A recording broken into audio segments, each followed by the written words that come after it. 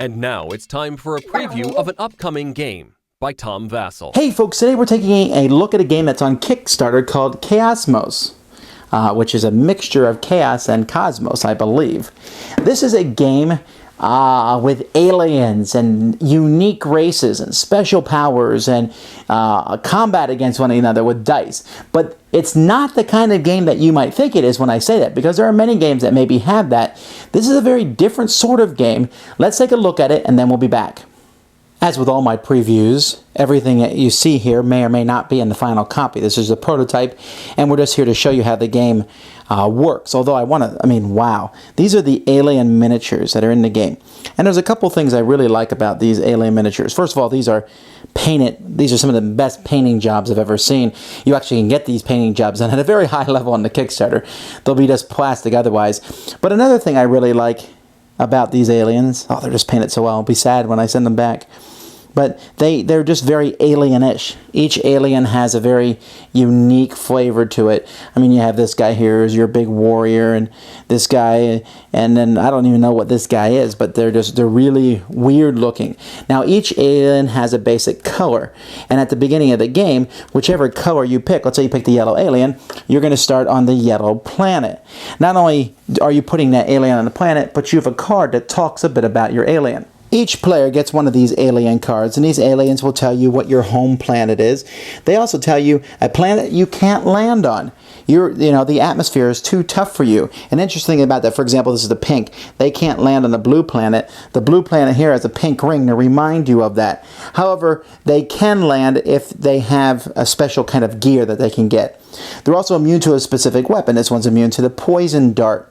There's special abilities that each of the players will have. This person, when it takes spoils, they can take an extra card. Each player is also going to start with 3 hyper tokens, and the seductress here can use those hyper tokens to give herself +2 in combat. But again, this is some of the examples of the different cards. They each have very different special abilities, and sometimes they have special actions that only they can take. And so you players will take one of these at the beginning of the game, and then the game is ready to begin as each player puts their guy on their main planet. See this? This is the ovoid. This thing here is fantastic and useful. It's awesome. Because if you have this at the end of the game, you're the winner of the game. The game is going to take place over either 60 or 45 turns, depending on how long of a game you want. And so each player is going to take their turn and then turn this turn counter 1 to clockwise until it gets to 0. When it gets to 0, whoever has the ovoid in their hand is the winner of the game. Now, players are going to be dealt some cards at the beginning of the game.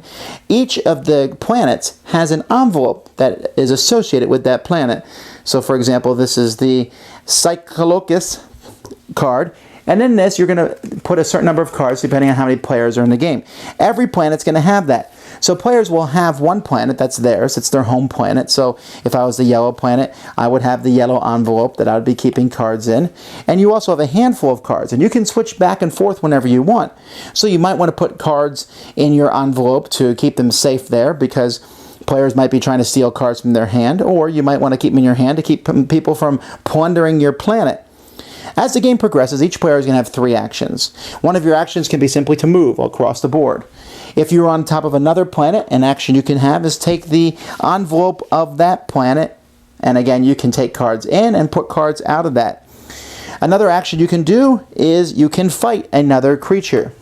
If you land on the same planet as they are, it's time for a fight. When fighting, both players are going to roll a set of dice. So this player rolled a 7. This player rolled an 8. Now there is a special symbol that's on each of the dice. If you roll that symbol, it equals whatever your other die is, which is kind of bad here. That would make that a 4. If you roll both of those symbols on both dice, then you automatically win the combat. But let's say you didn't. Let's say here, for example, this person rolled a 10, and that person rolled an 8. Then both players can play cards from their hands. They can't take them out of their envelopes. You have to do that before combat, not during combat. And there are many weapons that will add +1 to your side. There are other weapons that will add more than +1 to your side, maybe +2, +3. It all depends what kind of weapons that you will have throughout the game. Here, for example, is a +3. It's an ion grenade. However, after the combat is over, you'll notice this is a single use. This does not come back in your hand, while the other weapons that you have used will be. Other weapons won't work against certain aliens. Some weapons, when they're played, there's a counterpart that can be played by your opponent that will cancel that weapon and give them +1. So there's all sorts of things, and eventually one player is going to win. Now, when you beat another player, you have two options. You can either ban them to their home planet, so get out of here, yellow, and go back to your home planet. Or you can go through their hand and steal a card from it, which is how you want to get that Ovoid card in your hand. Also, if you were on top of a planet and there was an envelope there, you would take control of that envelope.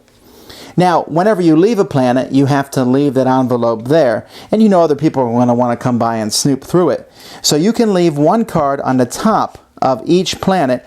When you put them inside the envelope, you can put one card face up, and that card can be a trap, or it can be like, for example, here's a telethwarter trap. So when someone goes into there, boom, the trap goes off, and this sends them back home.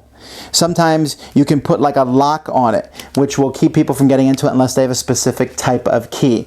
There's all things that you can do, and there's also all sorts of other cards, targeting computers, which divides each player's dice total by 2.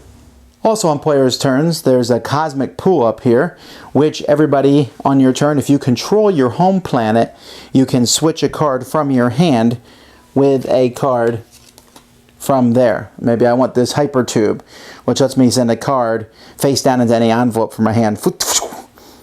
And I gave up this universal enviro gear, which lets me land on the planet that I'm not normally allowed to land on, which seems like something I wouldn't want to give up. But there's all sorts of things in all different cards.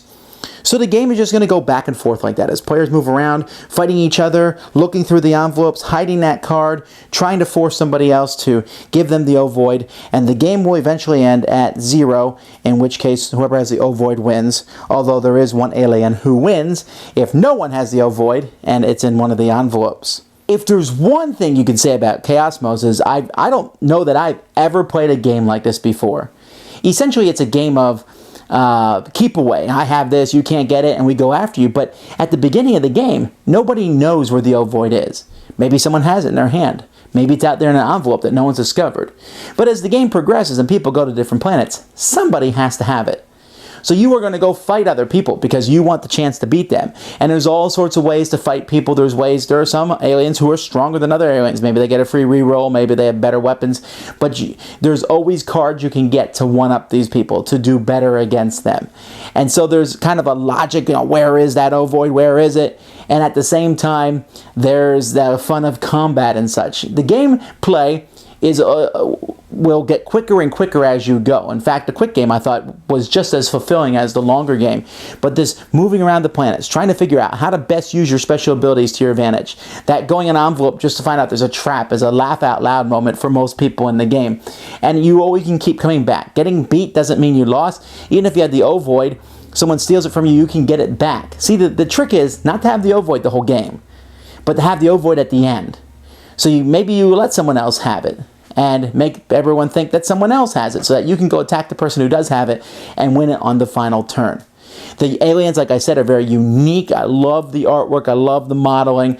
I think it's pretty cool, and it's a very unique idea. This is one I thought was pretty fun. I'm looking forward to seeing the final product. If you'd like to back this one, in just a minute, I'm going to show you the Kickstarter link so you can be a backer of Chaosmos.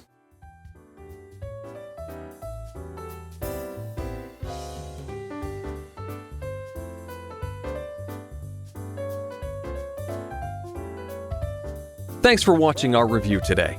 For more information about board games, as well as the #1 board game audio podcast, check out Dicetower.com for reviews, interviews, and more. I'm Eric Summerer, and you've been watching The Dice Tower.